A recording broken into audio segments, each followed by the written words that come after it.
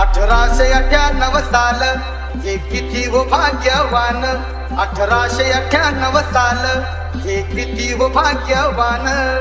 रमाबाईचा जन्म झाला, माता साखरपा